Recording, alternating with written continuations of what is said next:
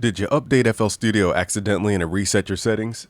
Do you hate the sound of your FL Studio and wonder why it's different than when you export? This video's for you. So hello and welcome to BusyWorksBeats.com. This video is kind of weird, but it needs to be made. It's the settings that I use in FL Studio to get my sound to sound good, but also to work faster.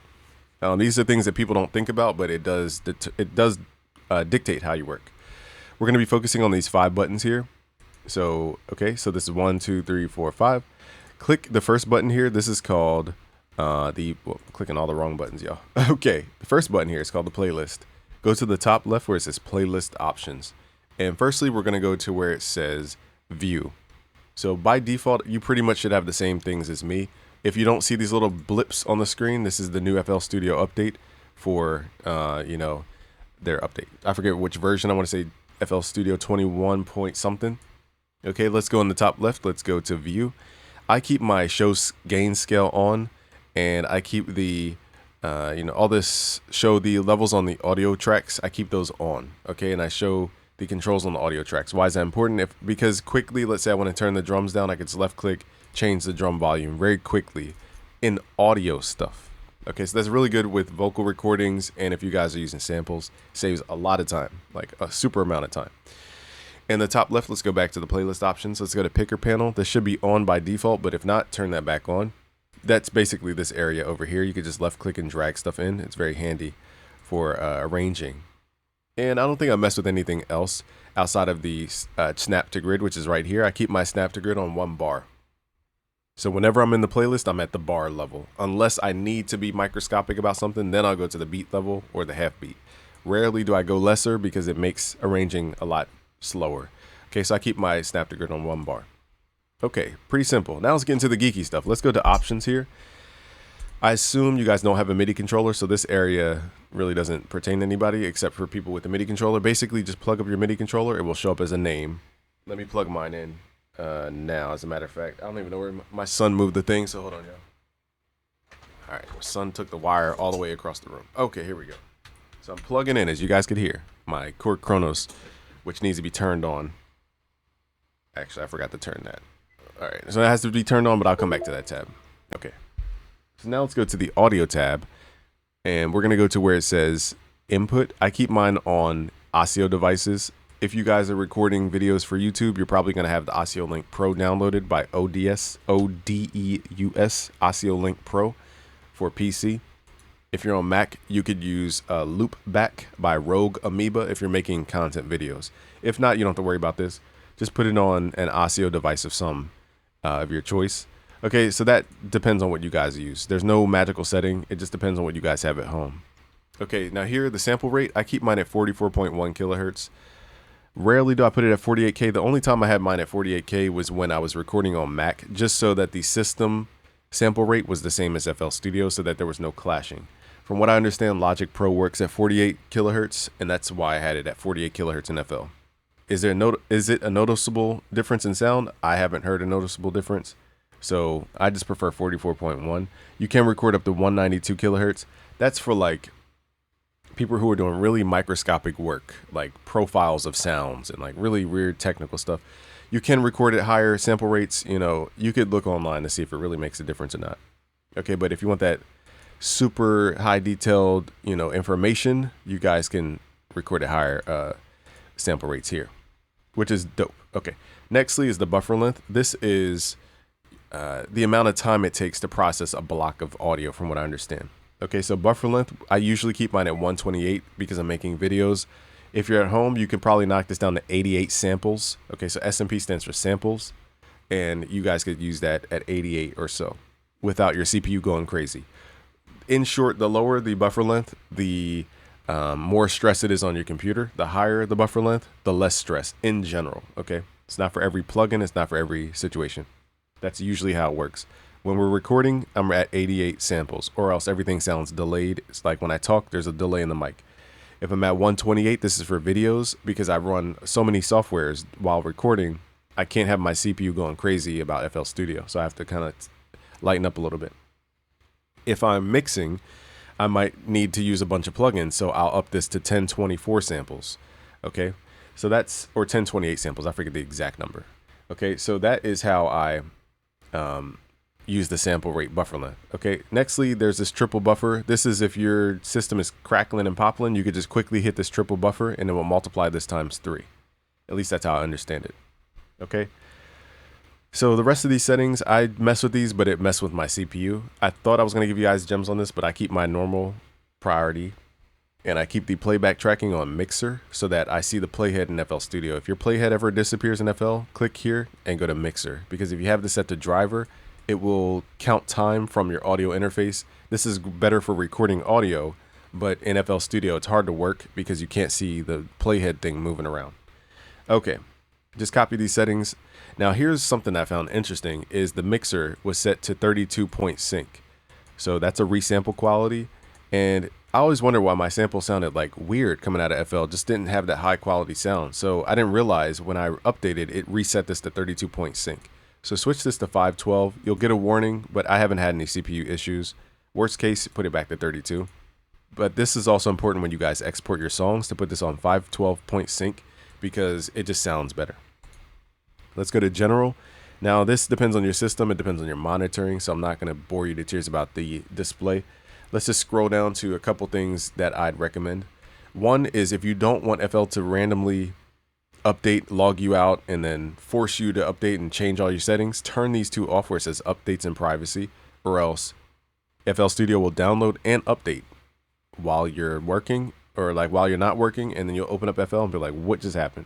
Okay, so turn these off if you don't want that. Now, because I make videos, I have to be on the latest version of FL, so I know how to reset everything, but if you guys easily get confused about settings when it resets, turn these off. Very important. Okay, nextly, scroll down. I have mine set to a default template. I'd recommend you guys save your projects as a template. Like whatever you constantly use over and over and over and over again, save it as a template, and then that way you could have it as a template here in your default template. I just clicked something by accident. Okay, so make sure we have default template turned on, and then the startup project is the default template. That way, if you guys make videos or do sessions, you don't have to constantly keep going in your files to load up the project every single time. All right, which takes up time.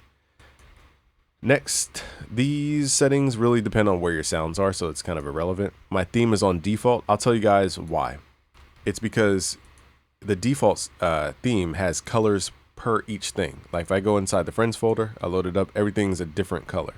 The moment I put this on a theme, everything becomes the same color. So now it's like, where is I can't quickly glance and know where I'm at. I have to read everything one by one. It actually slows me down. So be very, very, very, very careful with these themes. I know they look cool, but it could really dramatically slow down your workflow in FL Studio because you have to redefine where stuff is, okay? And that will F you up big time. Okay, so all this is kind of irrelevant. Let's go back to the MIDI tab. Sorry for the delay on the MIDI tab, but now my chord chrono shows up. So if I want to use it as a MIDI controller, let me load up like a random sound here. So by default, I'm playing keys on it. As you guys can hear, you hear the audio from the chord chronos, but you're not hearing the MIDI. Let's go to options, MIDI, and I have to click on it and hit enable. So now when I play keys, it triggers the 3x OSC like a normal MIDI controller would. If you guys are wondering why your melodies are kind of stiff, I'd recommend getting a MIDI controller. It just helps you get that extra like energy into your melodies from velocity changes, pitch changes, performance, timing changes. It just gives you that, like walking outside, you feel the breath of air. It just gives you that for your melodies. I think those are all the settings. Actually, no, it's not all the settings. Let's right click. Let's go to the channel rack. Actually, let's just click this button here. This pulls up the piano roll. Now, by default, I have no idea why FL decided to do this by default, but go to the top left, go to view, and then go to where it says key labels. Switch this to all notes. By default, it's set to root notes. How are you supposed to read music with no label horizontally? Like, I can understand if you have a keyboard in front of you, you can't learn shapes sideways. Okay, so this is super dumb in my opinion. I hate to criticize the company that way, but let's go to here, go to view, key labels, all notes. This is why most people are confused about music theory and making melodies, because it should not be designed to start blank at all. Nobody plays the keyboard sideways like in real life, so that doesn't make any sense. Okay, so let's go to view, and then I think everything else is pretty much, I turned ghost channels on. Okay, I don't use scale highlighting. For those who are like familiar with that, I don't use that. It messes up my brain, like, because the black notes move to different locations, and now every time I switch the key, I have to relearn where those black notes are. remember, if I'm working way over to this side of the screen, I want to know where the heck I'm at. So like it throws you off a lot. Snap to grid in my piano roll is usually 1/2 beat. I keep it on 1/2 beat. I work at double time mostly, so we're at 140, 120 and above. If you're at lower BPMs like 80, 90, then I would go to a quarter. I would go to quarter beat, but only if I'm in lower BPMs. And that's pretty much it as far as the settings. I think that's pretty much it. Let me double check to go through each one of these. Yeah, I'm pretty sure that's all the settings that are important in the piano roll. Next, let's go to the channel rack. This, by default, I just stretch mine out. So it's like this. I don't think there's any settings that I change in particular. Let's go to the mixer.